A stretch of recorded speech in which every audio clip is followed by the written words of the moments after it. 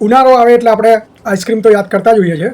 તો આજે આપણે આઈસ્ક્રીમનો જે ઇતિહાસ છે અને એનું વિજ્ઞાન છે તેના વિશે વાત કરીશું. તો એક સ્કૂપ અનેક રહસ્ય છે અને આઈસ્ક્રીમનો પણ એક રસપ્રદ ઇતિહાસ છે અને વિજ્ઞાનની રીતે પણ તેની એક સ્ટોરી છે. તો મિત્રો, દુનિયામાં લોકપ્રિય એવો આઈસ્ક્રીમ માત્ર એક મીઠાશ નથી પણ એક અદ્ભુત ઇતિહાસ છે.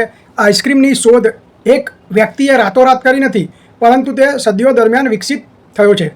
તો તેનો ઇતિહાસ આપણે જાણીએ તો પ્રાચીન કાળમાં એવું માનવામાં આવે છે કે આઈસ્ક્રીમ જેવી વસ્તુનો સૌપ્રથમ ખ્યાલ ચીનમાં આવ્યો હતો. ઈસવીસન પૂર્વે 200ની આસપાસની વાત છે.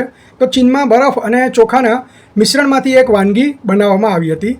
રોમન સામ્રાજ્યની વાત કરીએ તો રોમન સમ્રાટ નીરો વિશે કહેવાય છે કે તેઓ પહાડો પરથી જે બરફ હોય એ મંગાવતા હતા અને તેમાં મધ અને ફળોનો રસ ઉમેરીને ખાતા હતા. વાત કરીએ ભારત અને કુલ્ફીની વાત કરીએ તો 16મી સદીમાં મુગલ સામ્રાજ્ય દરમિયાન કુલ્ફીનો જન્મ થયો.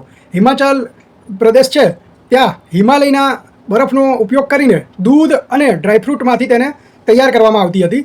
જો કે આધુનિક આઈસ્ક્રીમ જેમાં દૂધ અને ક્રીમનો આપણે ઉપયોગ કરવામાં આવે છે 17મી સદીમાં ઇટાલી અને ફ્રાન્સમાં વધુ પ્રચલિત થયો હતો. આ જે કુલ્ફીને ટ્રેન્ડ છે ને એની વાત છે. અને 1843માં નેન્સી જોન્સ નામના અમેરિકન મહિલાએ પ્રથમ હેન્ડ કેક આઈસ્ક્રીમ ફ્રીઝરની પેટન્ટ કરાવી હતી, જેના કારણે આઈસ્ક્રીમ બનાવવો સરળ બન્યો. તો આ રીતનો ઇતિહાસ છે.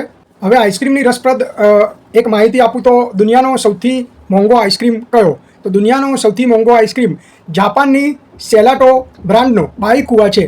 તેની એક ટબની કિંમત અંદાજે $6700 એટલે લગભગ 5.5 લાખ રૂપિયાની આસપાસ થાય છે. 5.5 લાખ રૂપિયાનો ખાલી એક ટ્યુબ વિચાર કરો. તેમાં સફેદ ટ્રફલ, ગોલ્ડ લીફ અને નેચરલ ચીઝ જેવી કિંમતી વસ્તુઓનો ઉપયોગ થાય છે. આઈસ્ક્રીમ ટેસ્ટર જે હોય ને, જે ટેસ્ટ કરતા હોય ને કંપનીમાં નોકરી કરતા હોય, તો એના પોતાનો વીમો અને જીભનો વીમો ઉતારેલો હોય છે કંપનીએ. તો અમેરિકાની પ્રસિદ્ધ આઈસ્ક્રીમ કંપની ડ્રેયર્સના મુખ્ય ટેસ્ટર જ્હોન હેરિસનની જીભનો $10 લાખ વીમો લેવામાં આવ્યો છે. તેમને પોતાની કારકિર્દી દરમિયાન કરોડો ગેલન આઈસ્ક્રીમ ટેસ્ટ કર્યો હશે.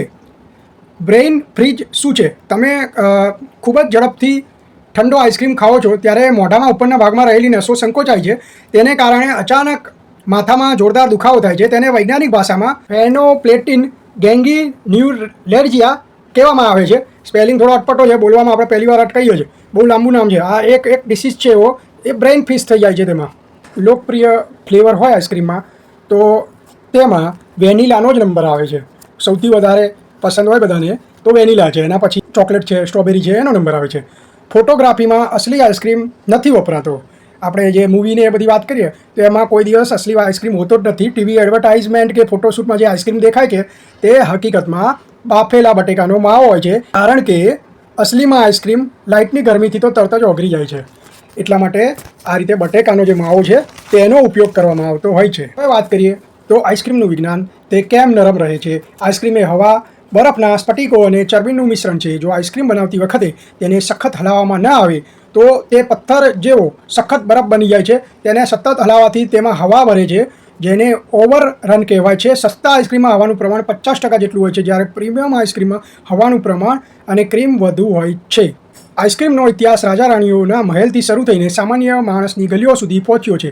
તે માત્ર ગરમીમાં રાહત આપતી મીઠાઈ નથી, પણ વિજ્ઞાન અને અકસ્માતે જે શોધ થઈ તેનો અદ્ભુત સંગમ છે. એ તો આ વિચારવા જેવી બાબત છે ને. આઈસ્ક્રીમ બી બહુ લાંબા ટાઈમ પહેલાં આની શોધ થઈ હતી અને આપણે તો એને ઓછે ઓછે ખાઈએ છીએ.